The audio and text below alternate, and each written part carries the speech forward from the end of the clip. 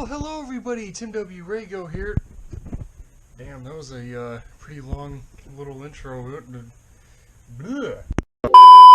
I was saying, hello everybody, Tim W. Rago here, games, movies, and vlogs. How the hell is everybody? And welcome to the September 2022 movie haul.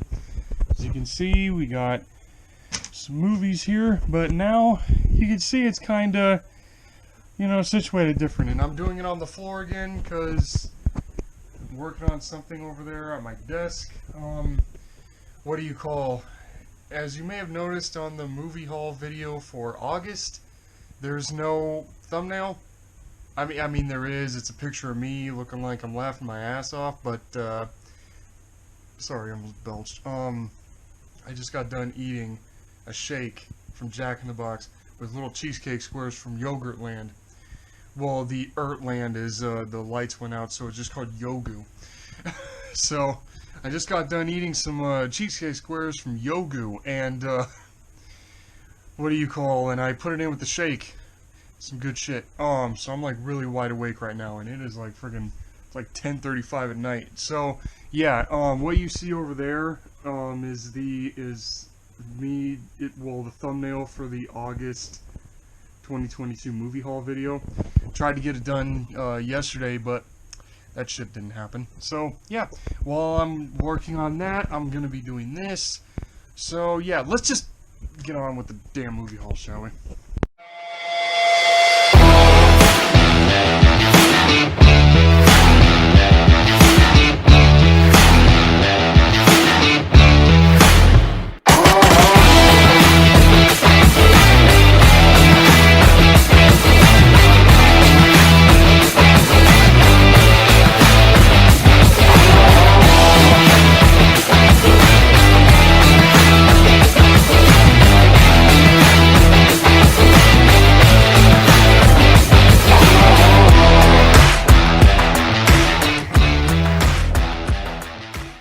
So if you guys remember, the way I've been doing the movie hauls is every time I introduce a movie, I always separate it into the different genres. Like I have sci-fi, action, or adventure, or a monster movie, or I guess the occasional horror movie or whatever.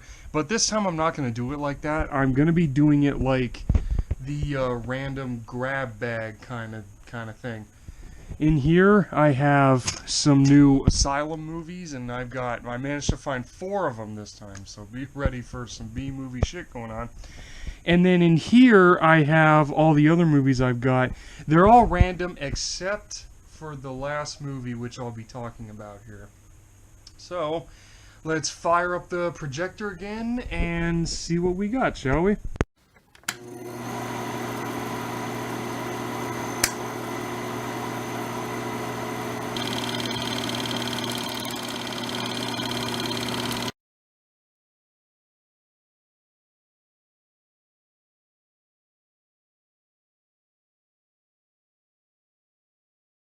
So starting off, let's go to the Asylum bag. As you can see, I'm not going to look. Neither should you. Okay, so for our first movie, we have Bram Stoker's Dracula's Curse. Now, this movie, I rented this actually from the library up the street from the house here a while back. I think it was about... Shit, it's been a few years since I've seen this. I don't really remember. But I don't know if there's really a story called Dracula's Curse that Bram Stoker wrote, who's the author of the novel, Dracula. So I don't really know if that's a real story by him. It could be. I mean, it has the dude's name on it. But anyways, this movie, I've watched this movie like twice, and the way this movie is set up is actually really interesting. It's done, I guess you can call this a visual novel kind of movie, because every scene that happens in here, it's done in the style of a book. Like every scene, like before every scene, it says Chapter 1, Chapter 2, Chapter 3. It's so interesting the way that this is done. And for an Asylum movie, I have read good reviews about this, and it came out in like 2005. Like in 2005, The Asylum, they were pumping out movies left and right. If you look at The Asylum's filmography and you see how many movies they came out with just in the year 2005 and going to, I think, like 2009, dude, the movies they pumped out movies like crazy, and this was one of them. And the guy Lee Scott, he directed a lot of the Asylum movies from 2005. It's crazy, the directorial track record that he has with this company. But this is a very interesting. It's a very interestingly made movie. Like I said, with each chapter, it's a literal visual novel of a movie. And you would have to watch this movie to see what I mean by that. But I don't. But that's like the one fond memory that I have of this movie, is the way it was done. And now this section is, the Asylum section, so I'm just gonna like go and talk about every movie at one time here. All right, so let's get on to the next one, and again, y'all ain't gonna. Okay, now everybody remembers when the Hobbit trilogy was coming out in the 2010s, right? Of course, in the 2010s, the Asylum did their cash-ins, a lot of them. But the whole thing is that there's some movies that the Asylum does where people go by the title, just the freaking title. This shit annoys me actually when it comes to the Asylum. Is that people, they look at the title and they automatically assume it's a friggin' ripoff because of just the title. And this movie when the movie is completely different, it's a completely different movie. It just doesn't make any sense how people perceive these movies. We have this, the word age is covered up by the price tag, but we have Age of the Hobbits. Now, what's so funny is, I've seen this movie titled as Clash of the Empires because of the fact that it has hobbits in it, and I think it was, shit, I can't remember which studio filed a lawsuit on them. I want to say it was 20th Century Fox. It's not 20th Century Studios. It's Fox. I'm putting a big emphasis on that shit because I hate the name 20th Century Studios. It's bullshit. That name is bullshit. Oh god. Yeah, exactly. I can't remember which studio was filing a lawsuit against them, but the whole thing, and I did look this movie up, and the movie actually has an interesting the world in which this world takes the world in which this movie takes place in it's prehistoric. It's the prehistoric world. It's literally like early humans kind of thing. And the hobbits in this movie are little. You can see it right here, actually. These little short people right here. And that's all they're talking. That's all like those are the hobbits, right? The short people. And I guess that's the rip-off of the Tolkien sorry, I got tongue-tied there, of the Middle-earth universe. So yeah, but the whole thing is crazy. Like, they fight. Okay, and I'm telling you this right now. There are no fire-breathing creatures in this movie at all. Like, there's not. I've seen this movie one other time, and there are no fire-breathing creatures. So why are there two fire-breathing dragons on this damn cover? But the creatures in this movie are actually really cool. Like, you have giant spiders, you have a prehistoric rhino, the Elasmotherium, which is basically a giant hairy rhino with only the single giant horn on its nose. And then you have giant Komodos. You have these giant Komodo dragons, and then you have these giant Komodos that have wings. So the creature designs in this movie are actually pretty dope when you think about it. So yeah, I'm so shocked that the DVD title is back to Age of the Hobbits. Like, I would have preferred Clash of the Empires, to be honest with you, because that title sounds better to me. But I'm just shocked that they put this title back. But this was one of those movies that, like, I watched it on YouTube, and it was one time years ago, and I never thought I'd find it, but I did. So I'm gonna turn the camera away again so y'all don't see the next movie I pull out of the pink bag here. Ho ho ho! Here's an interesting one for you. All y'all back in 2012, you guys remember the most badass vampire movie that I've seen called Abraham Lincoln Vampire Hunter. That movie, I have the book somewhere on this bookshelf. I don't know where. I want to say it's... Oh shit, I'm looking right at it. See, here it is. Oh, see, here it is. Yeah, see, remember this? Like, and I managed to get the special edition of the novel that has the movie poster on it as the cover. So yeah, that is one of the best vampire movies I've ever seen. And of course, the Asylum did their cash in with Abraham Lincoln versus zombies. Like, damn.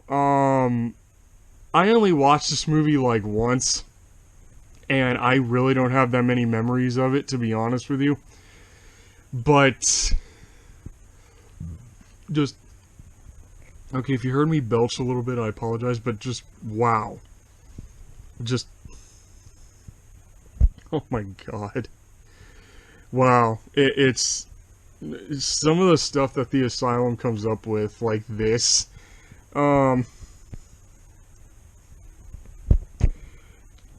Wow. Just wow. Oh my god.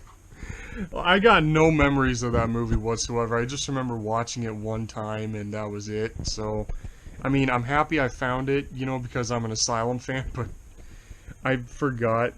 It's Abraham Lincoln versus zombies. I swear Altiori should do a review of it for Dumb Movie Monday. I kid you not. Okay, so we got one more Asylum movie. I'm gonna turn the camera away again.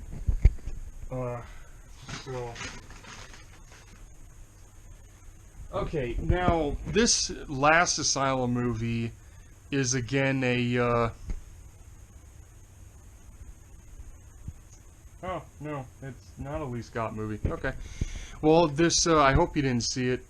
I don't think y'all saw it. But anyways, this is one of those movies that it's like I mentioned last month.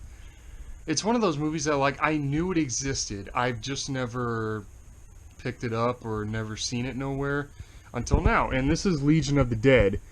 And I've never seen this movie whatsoever, so I mean, it looks like like zombie mummies or some shit. I don't know, but I just know that it's an Asylum movie. So, yeah. So, there you have the first section of this, the Asylum section. So, wonder what Asylum movies I'll get next month.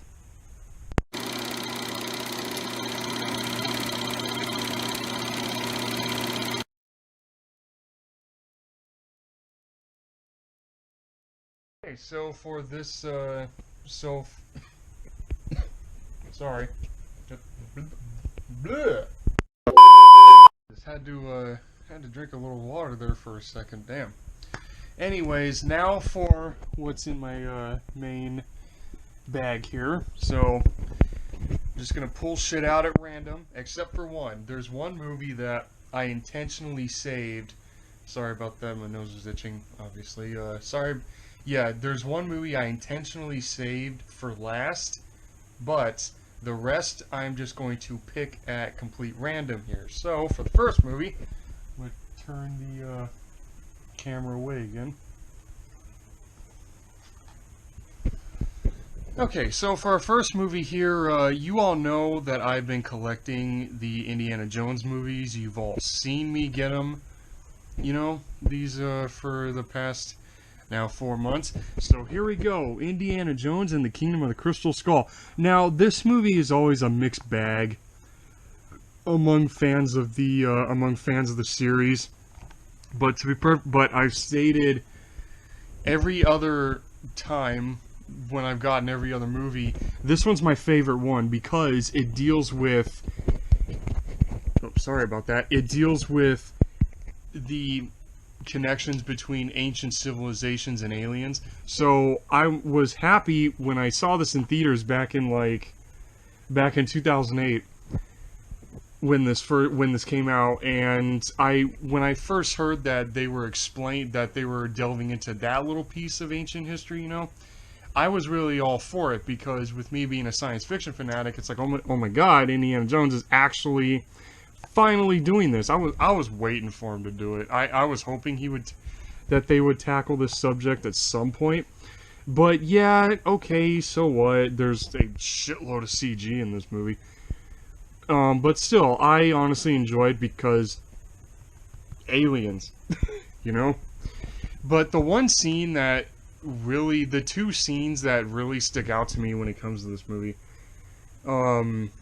is number one, the alien ship taking off at the end of the movie, and how all the crystal alien skeletons all form into one alien, which was a really cool effect despite it being completely CGI. And then there's the infamous ant scene where this German, I think he was a German soldier, where this German soldier gets eaten by like a large species of Amazon ant, and it's disgusting. It is the most disgusting shit I've ever seen. Like that that's why, like, when it comes to creature movies, I don't like small ones. Because that's a little too much for me. It's a little too creepy. So the fact that that's in here is just, honestly, I wish that scene wasn't in the movie at all. I wish the camera cut away while that was happening. They didn't need to show it, to be perfectly honest with you. But that's my only con I have with this movie. But overall, I really enjoyed this one. Like I said a bunch of times, this one's honestly my favorite one. And I love how the DVD cover sticks with the tradition of everything being a painting. Like, it's a paint. Like, the artwork on this cover is so classic Indiana Jones, and a lot of movie posters from the 80s have done this, and the first Hellboy movie with Ron Perlman did it at one point. So I love it when they do movie posters or movie covers like this, where they're paintings, but they have the actor's exact look on the cover. I just love very artsy, stylized covers like that.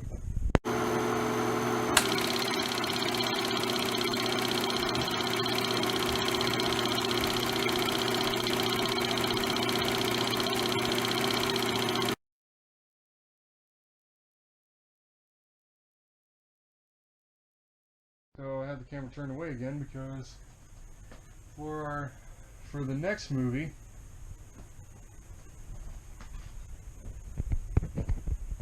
okay, now you all remember the movie trilogy Starship Troopers, right? Take place in the future with military fighting giant alien bugs, based on a novel, but I can't even remember who wrote the damn book.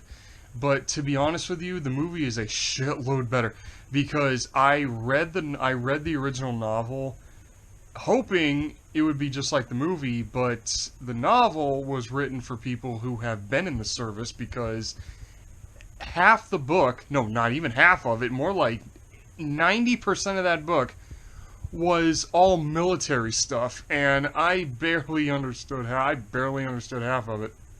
So it's the movie, the first movie is a lot better than the novel.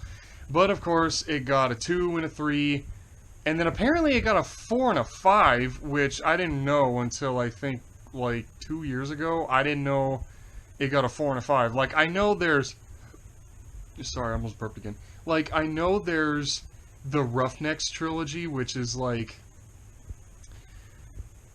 I don't even know where to put Roughnecks. I mean, they are Starship Troopers movies, but they're like 3D CG animated movies. But I don't know where they fit in the the Starship Troopers universe, you know, I got nothing. I have no idea on that.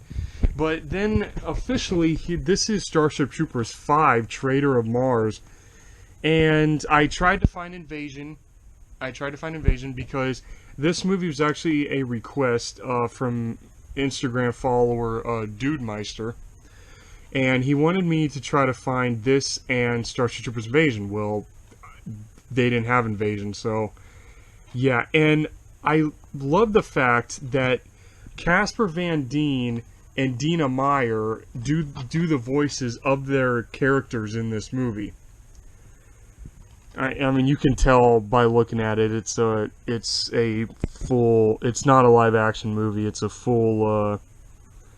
What do you call it? It's a fully animated movie.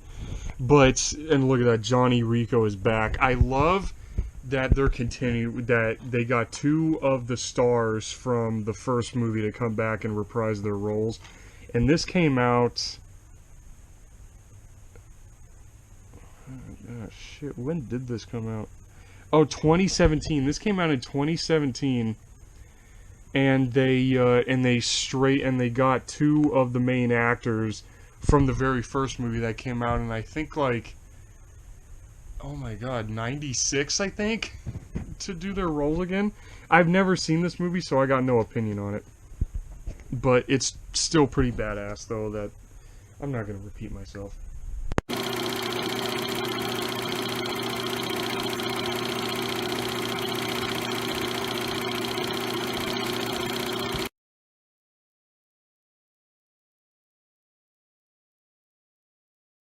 I'm gonna have y'all look at the ceiling while I grab the next movie. Okay, so this next movie needs no introduction at all. You saw me talk about one of them in last month's movie haul here, Harry Potter and the Prisoner of Azkaban, or you know, as everyone knows, the 3rd movie in the franchise. And what's so funny, this was actually the very first Harry Potter movie that I watched. Like, this is the movie that introduced me to the character, because I had this on VHS back when I lived at the other house, and the first time I watched it, I was terrified to even go to sleep that night, because, like, you see the creepy hand? See this creepy hand right here? For anybody who has watched this movie, you have all heard of the Dementor, and for those of you who don't know, a Dementor is this hooded, I call it a hooded zombie, because I can swear to God that's what they look like, and they float around, and they literally suck out your soul. Oh my God, like, every scene with these things in it, in this movie. And then there's like this creepy dog. Then there's like this giant black dog called the Grim in it. And then there's this really, really cool werewolf scene actually at one point. But this whole setting, I think, I know this, I don't know, like they were trying to make this like a Harry Potter horror film. But it's just like, oh my God! I swear to God, I did not want to go to sleep that night. I was terrified of the Dementors.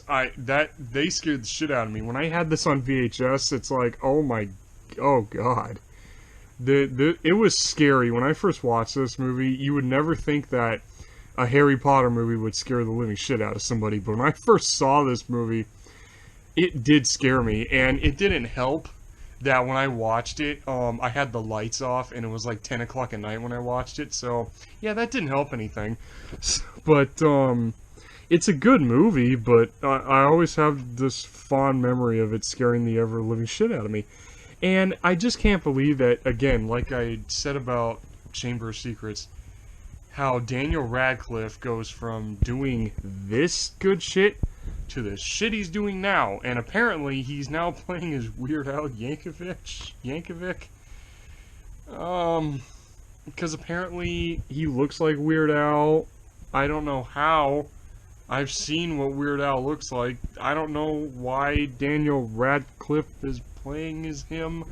I've seen the trailer, and it looks like it'd be an alright movie, or it looks like a good movie, but it's just so weird that Daniel Radcliffe is playing Weird Al Yankovic. I don't know.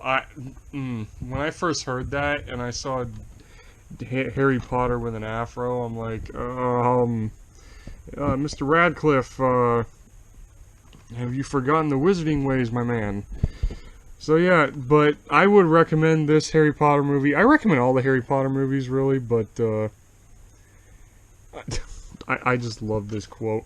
This true kids classic is just as magical for adults. Oh yeah, try watching the movie. There's a lot of scary scenes in here for a movie about a magic school.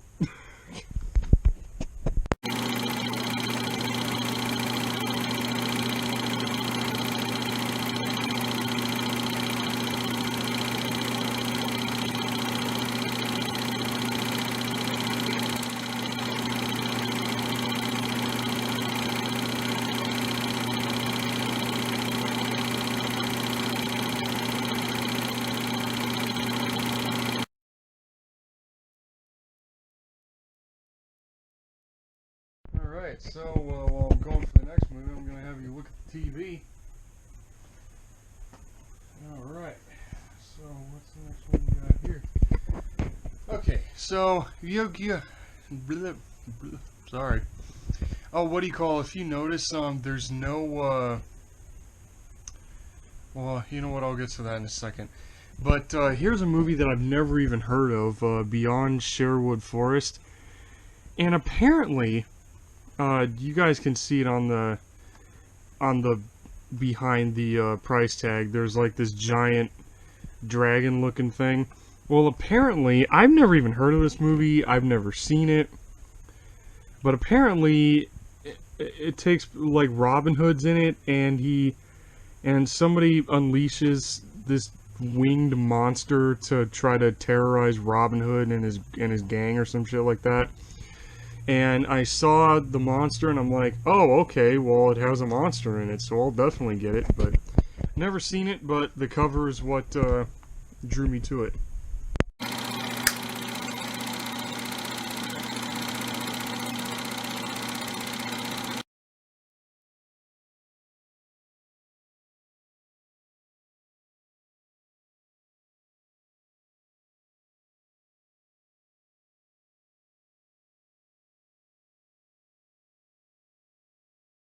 Getting the next movie up, I'm gonna look at the floor, or the carpet, really. Now, hope you didn't see that. Now, now you've seen me collect the MCU, and now I've collected the DC, the live-action DC universe. Well, I've gotten back into doing that because I forgot which movie came after, took place after Aquaman, I think. Oh crap! Sorry, I almost belched again. So I got this. Now I've watched this movie at least once, and you know, it's like I can see why this movie was very disliked. I can see why, you know, Jared Leto. And what really confuses me is how Jared Leto in this. Okay, her portrayal of Harley Quinn is badass. Not gonna lie, that she's awesome. Will Smith is actually pretty dope. And I'm surprised that Scott Eastwood's character is not on the cover here. And I just find it so funny how Scott Eastwood is in this movie, but he doesn't really speak. He's just there. Like, he's the most underutilized actor in this entire movie. But before I talk about Jared Leto here, this is the one part of the movie I don't like, is Killer Croc. I really don't like the portrayal of Killer Croc here. Like, I don't like the face. The rest of the body, okay, fine, whatever. His face looks too much like the lizard from the first Amazing Spider-Man movie, so that's the one part I really don't like. And then there's Jared Leto here. I just find it so weird how you have. I call this thing Pimp Joker. I call him Pimp Joker because look at him. Look how he's dressed. It's the Joker. Well, look how he's dressed. He's dressed like a pimp. You know what I mean? But I just find it so interesting how Jared Leto can play. I mean, the thing is I mean, I just so can't believe that this is the Joker in the live action DC universe. I just can't believe this is Joker really. And I just find it so crazy how he tries after watching the movie officially one time on the Fire Stick. He kind of tries to be like Joker. I just don't like his laugh. I don't like his slow laugh. The Joker has a very high-pitched laugh, you know what I mean? He has a very high-pitched, crazy-ass laugh. And Jared Leto does this long, drawn-out, slow laugh, and that's not Joker. I just find it so funny how the Joker, how he does a really not-so-good performance as Joker here, but then in Justice League, he redeemed himself and plays Joker way better. And I mean in the Snyder cut Justice League, not the shitty Whedon cut. Excuse me. So I just find it so crazy how in the Snyder cut of Justice League, Jared Leto comes back as the Joker and he redeems himself greatly in that movie. I mean, this movie's so I keep belching so much because if you notice, I just drank. This whole there's a lot of water and lemonade mix of water in here, so I keep drinking that after every movie I've talked about here. So yeah, this movie, it's I've only seen it once. And it's okay. I can see why people don't like it, you know. But oh god, really? Look at this. It's Pimp Joker. Look at this guy. Look at this. Oh my god. I don't know. It's it's an okay movie, but I bought it for the sake of the fact that it's part of the live action DC universe, and there's 2 points where the Ben Affleck Batman shows up, so that's how you can tell that it's part of that universe. But the one scene that stands out to me involves Batman. Before I stop talking about this one. Is the scene with Deadshot where they did a flashback scene of Deadshot and his daughter, and Batman sneaks up behind him and looks right at him and says, "I don't want to do this in front of your daughter." Then proceeds to beat the living shit out of him in front of his daughter. Really? Batman, seriously? It was just a weird scene. It was a really, really weirdly written scene, is all. Okay, you know what? Since we're on the subject of Joker and the DC movies, this movie I'm not choosing at random. This one I'm actually choosing on purpose. Everybody remembers this Joker movie from 2018. Now, when it comes to who is the best portrayal of the Joker, and I mean in a live-action sense. When it comes to animated Joker, when it comes to the Joker in the there's a hair blowing in front of the camera. I'm trying to get that off. Sorry. Mark Hamill doing the voice of the Joker. That will always be the. There's another one. Give me a sec here. Sorry. Yeah, but when it comes to DC animated Joker, Mark Hamill, he's it. He is the animated Joker. When it comes to live action Joker, everybody, it's just crazy. Everyone always prefers Jack Nicholson. You know, he does play a good Joker, don't get me wrong, but I always loved Heath Ledger from The Dark Knight. He's always been my favorite, my favorite version of Joker. He will be my #1 version of Joker, to be straight up honest with you. But the Joaquin Phoenix version here, that it tells the origin story of Joker, which is crazy because in the animated stuff we've gotten a shitload of origin stories for him. But I think in the Dark Knight they did. I don't know if they touched on it, but they didn't really. They didn't exactly talk about it much. And then I think in Suicide Squad they I think they did do his origin. I think. I don't know, but when it comes to this movie, it's so. It's a very who I think Todd Phillips, like Todd Phillips, a masterpiece is absolutely freaking right. 5 stars. Like this movie is a masterpiece. It is this movie is a true masterpiece of, you know, of society driving people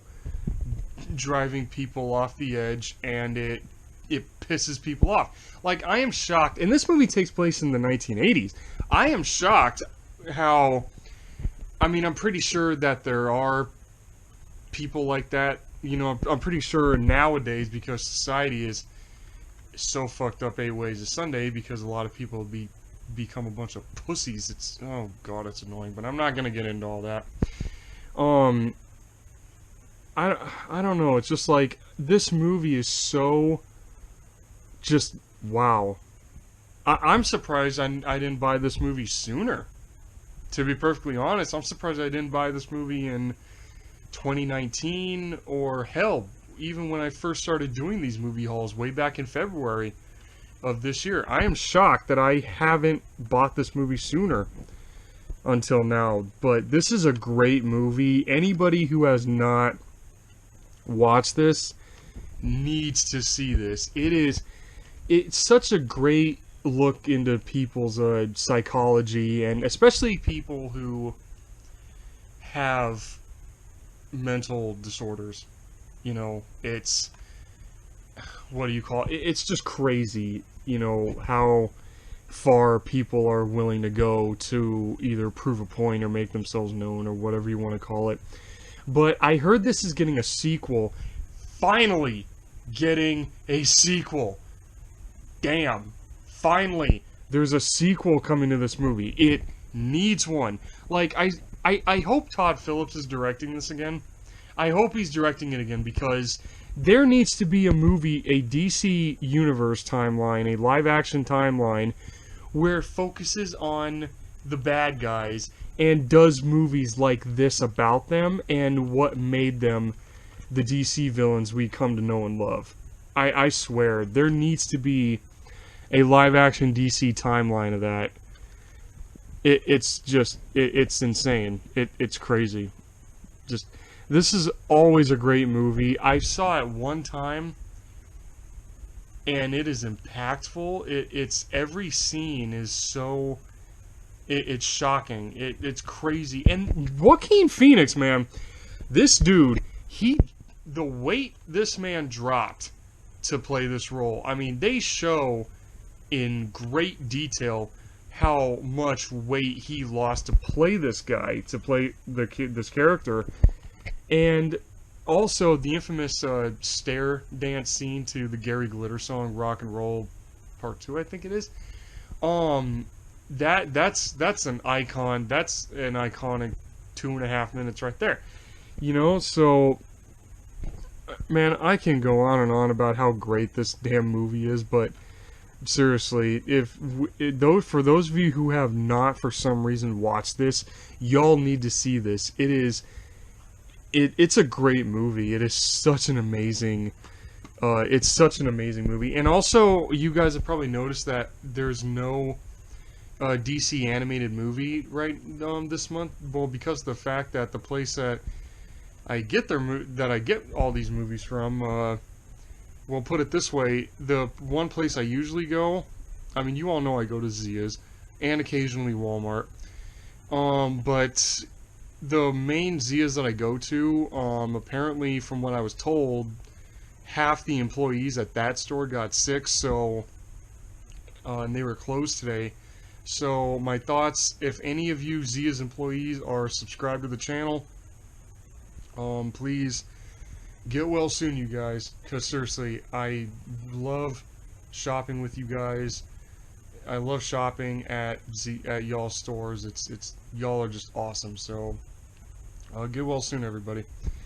So yeah, then I had to go to the other Zias all the way on Charleston and Rainbow, for those of you who live here in Vegas like myself, because the one on Warm Springs and Eastern was closed because of the whole half the employees, being sick thing. And the one on Charleston and Rainbow didn't have the DC movie. They didn't have it. And the movie was Justice League Dark.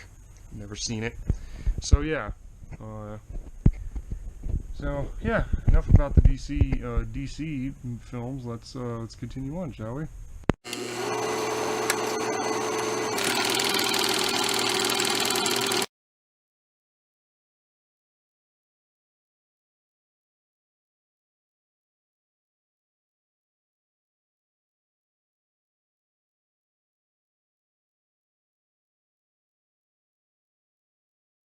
I'm gonna have you look at the wall while I'm grabbing the next movie out of random. Alright, so for this next movie, you all know that I am, collecting all of the MCU. So here we go. The next movie after, after Avengers Age of Ultron is AntMan, And what's so crazy, the character Henry Pym, played by Michael Douglas, whose face is sadly covered up by the freaking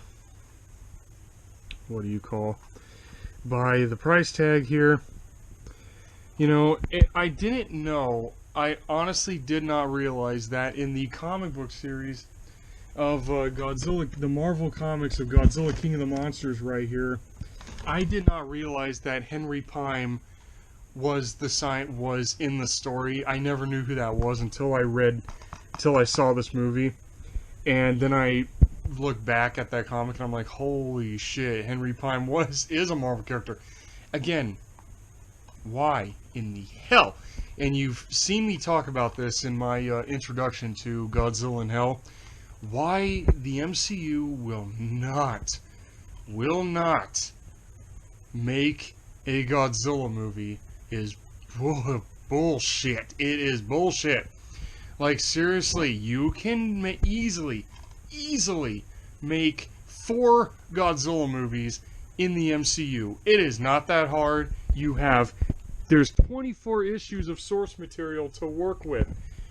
Just why? Now, I know you're all probably going to be like, well, just because that character is in the movie and in the comic book, just because of that, you shouldn't be going on a Godzilla rant. I understand that, but I just want to bring that up because I didn't know that at the time. But still thinking about it, it's just, sorry, I almost burped again. I know I burp a lot. I apologize. But again, it's just like, why, Marvel, will you not make 4 Godzilla movies in the MCU? It is not that hard. Seriously, you clearly have Godzilla in the Marvel Universe. Godzilla is actually part of the Marvel Universe. Give him a damn MCU movie. Give him 4. You can easily make 4 Godzilla movies in the MCU. It is not that hard. It is so not that hard to do. So anyways, or Devil Dinosaur. Give Devil Dinosaur I should make that a hashtag. Hashtag give Devil Dinosaur a movie already. So yeah, anyways, back to AntMan, sorry. Jesus Christ. I've only seen this movie once, and I know he shows up in Endgame, and I know he tries to be funny, but I've only seen this movie like one time, so I don't really have that many memories of it.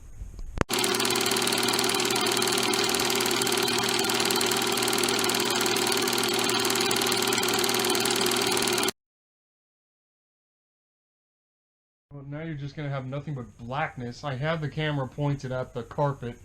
You're just going to be looking at nothing.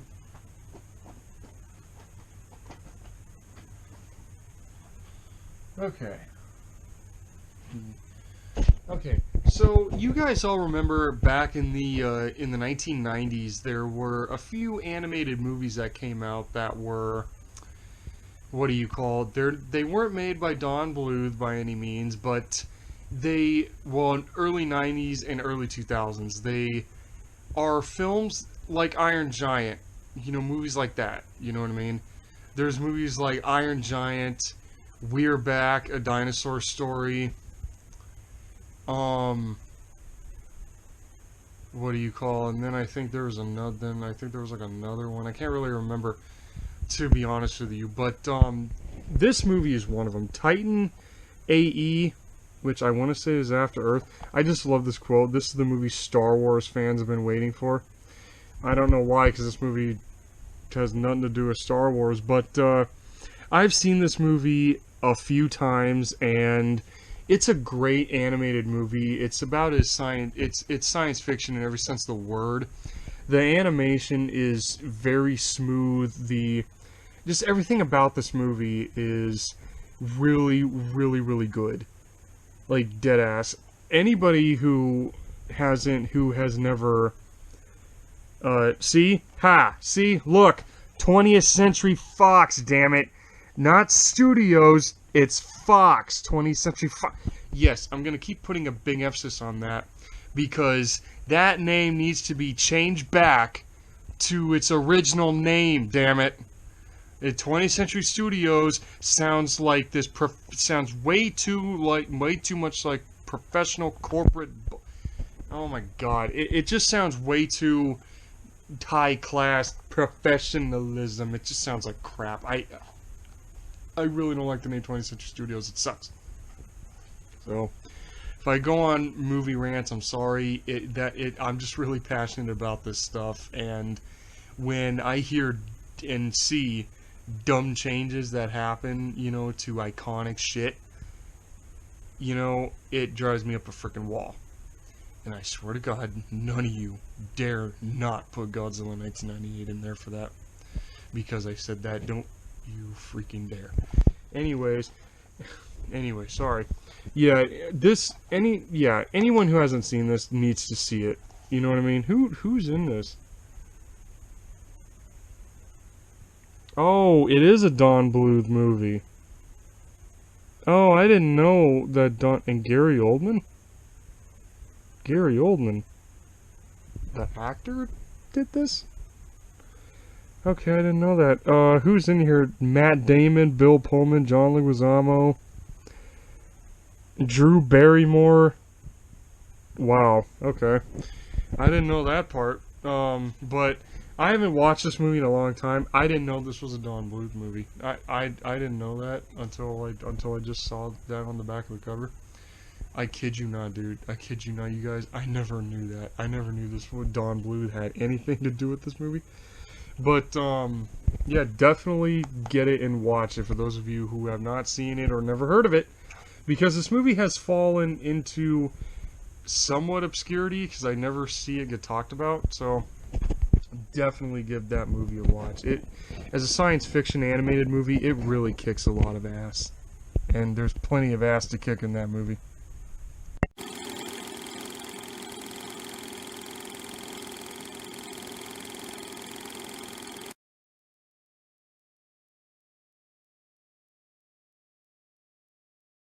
Floor again while I'm getting the next movie out.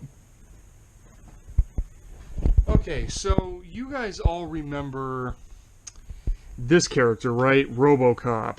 Now, everybody remembers like the original trilogy from the 80s and I believe a little bit into the 90s. Yeah, like RoboCop 1, everyone loves that. RoboCop 2, people either like it or don't like it. In RoboCop 3, and the 3 is covered up by the price tag, but you can see it right there. And I am so happy I finally found this, because the only RoboCop movies that I've had up to now is RoboCop 1, RoboCop 2, and then the 2014 remake, which I know people don't like it for some odd reason, but I absolutely love the shit out of it, because it actually gives more characterization to Alex Murphy here. But I have been wanting to get RoboCop 3 for a while, and it just so sucks that the guy that played the original RoboCop, Peter Weller, it really sucks that he's not in the third movie, because that would have been awesome. That would have been awesome if he did all three movies, but what do you call? I haven't seen this movie for a long time, so I don't really have any memories of this other than, you know, RoboCop flying. That's about it. So yeah, I'm now happy that I have all of the RoboCop movies now.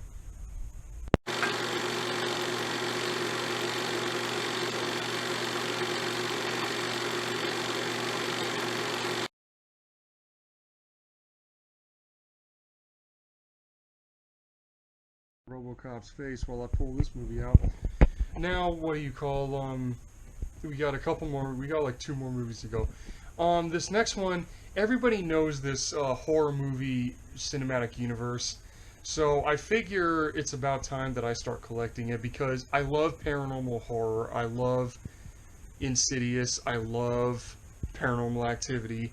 So, because of that, I thought of getting the Conjuring films. And The Conjuring, you know, everyone knows the cinematic universe. It's The Conjurings 1, 2, and well, you know, and you guys are probably thinking, oh, yeah, I mean, you talk about everything story wise. Why didn't you start with Annabelle? Well, I didn't see Annabelle. I may see that movie next month, but I didn't see it when I was up there today. So sorry. But I saw this, and The Conjuring, I think like the way the Conjuring universe goes, it goes The Nun, then Annabelle, then Annabelle Creation.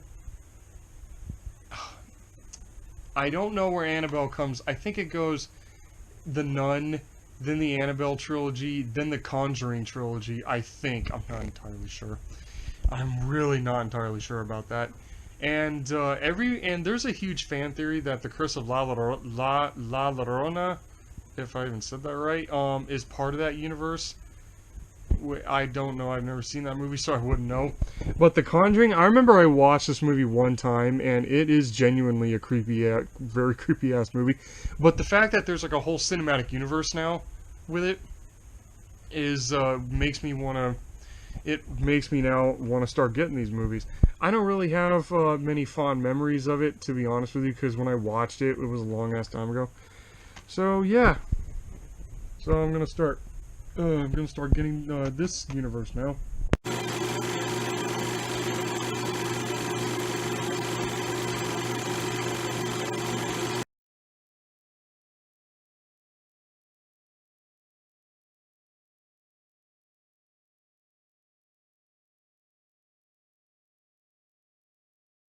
Okay, now for this last movie, I got this. This was I got this at Walmart, and everyone knows this movie. You know, with me being a huge Jurassic Park fan, I had to get it, you know, and I saw the version that came out in theaters, which is the version everyone hated. I enjoyed it. I enjoyed it for what it is, despite despite the flaws. Well, despite the few flaws that I really noticed, every other flaw people were pointing out, I never really gave a shit. There's like what, 2 flaws that I really paid attention. Why did I turn the camera that way? That don't make any sense. Well, there were 2 flaws in the movie that only I gave a shit about. You know what I mean? So, yeah. But when I heard that there was an extended version coming out, which, you know, I don't know why they didn't just release the extended version in theaters in the first place. You know, would have made a lot more sense. But when I first heard about this, I figured like, man, I have to get the extended version. I so have to get it, and it sucks that it's not on a regular DVD. It's either on this Blu-ray thing or the 4K or the 4K DVD. It's like, why couldn't you just put it on regular DVD also? Do all 3 formats, damn it. Well, I mean, this does because it's Blu-ray plus DVD, and I can't play Blu-ray, so I just have regular DVDs. So that's why I bought this. But I was excited when I first heard about the extended edition because I hope that there's a little more character development, and the prologue is put back in the movie. And for those of you who don't know, who have seen the theatrical version and are a little confused, the prologue was the original opening to Jurassic World Dominion here, which shows Rexy, the T-Rex, fighting. It doesn't show it on the cover here. It just shows blue. And in here one of the Atrociraptors and a baby Nazutoceratops. Well, anyways, I was saying the prologue shows this dinosaur 65 million years ago. The best 3.5 minutes ever. It put it this way: it's what the 2013 Walking with Dinosaurs movie should have been, without the dialogue. So the fact that for the first time in Jurassic Park history, we actually have the movies anyway. Camp Cretaceous does it a bunch, but in the movies anyway, in the live-action movies, we have a scene with no humans in it, just dinosaurs. I mean, you can count the ending of The Lost World, true, but that was the ending with the music. And this scene has like hardly any music at all, and I mean barely, like maybe a minute of music. But it shows Rexy the T-Rex fighting an even bigger carnivore, the Giganotosaurus, and Rexy dies. And so that Rexy 65 million years ago is the Rexy that has been in the Jurassic Park legacy here. Because for those of you who have seen Jurassic World Dominion in theaters, there's the final battle between Rexy and the Giga at the Biosyn complex, and they're circling each other around the human characters, and Alan Grant looks and he's like, this isn't about us. Well, the prologue explains that, and the prologue, after the 65 million years ago bit, it cuts to the present day where Rexy rampages through a drive-in theater. That was the original opening to the movie, and Colin Trevorrow gave a reason why that original opening was deleted in the first place. I don't remember why. I really don't remember why. But I hope in the extended version that the prologue is put back in, that the movie makes a little more sense than the theatrical version did. I mean, I guarantee you, there's no way. I really hope that that the DVD has both versions of this. I really hope it does. I so hope that the DVD has the extended version on it. This better not be just the Blu-ray, I swear to Christ. But Jurassic World Dominion, I mean, the whole movie, the movie's like literally 90% dinosaur. So, of all the dinosaurs on screen is just badass, and I love the fact that you have the original trio from the first 3 movies back in, and then you got the new generation of Jurassic Park heroes. And funny trivia about this, there's a reason why the original three actors are back in the Jurassic Park universe. For those of you who don't know, I gotta tell you guys this. The reason for it is because Colin Trevorrow, the guy who directed this, and one of the bonus features, Battle at Big Rock here, which is a short 10-minute movie, which is actually canon to the Jurassic Park franchise here. What do you call? I'll leave a link to Battle at Big Rock in the description below, so you guys can go watch that.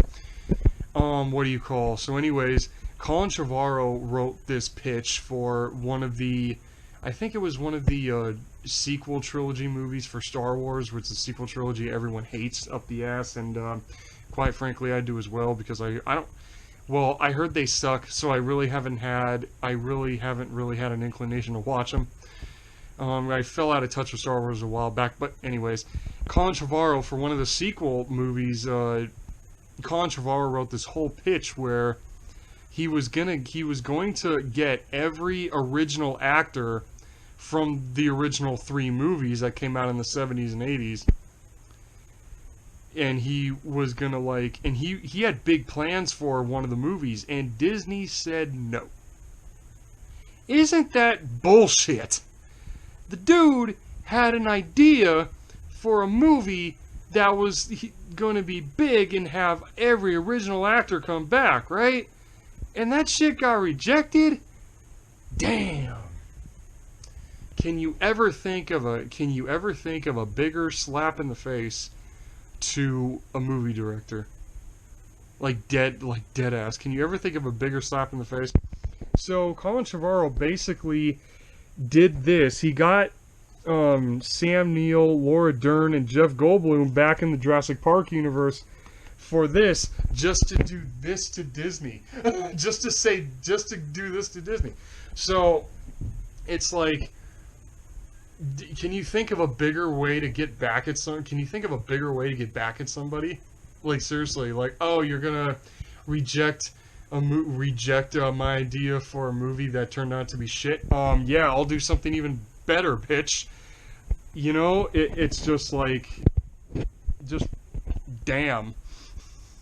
Colin Trevorrow, I don't know. I doubt that you're gonna watch this, to be honest with you. But I give you props for that, bro. I give you props for bringing these 3 back, especially my favorite character, Alan Grant, because of that bullshit with Disney. You know what I mean? I give you props for that, dude. Seriously. So I'm being serious. Great job, Mr. Trevorrow. Great freaking job for that, dude. Hey, so there's all the movies that I got for this month's movie haul here. So yeah, I hope you all enjoyed. I just said that. Please be sure to like, share, and consider subscribing, as well as come follow me on social media. Follow me on Instagram at LizardMan2020. Damn, sorry, I almost burped again. At LizardMan2021, and also for those of you who have a DeviantArt, which is a really huge, amazing art website, come follow me there at Dimetrosaur2022. The links to both of those are up there. If you look on the banner, they're up there on the bottom right corner of the banner. So yeah, this is Tim W. Rago, and I'm gonna say peace out, everybody, and I will see you all in whatever video that I decide to do next. Peace out, everybody.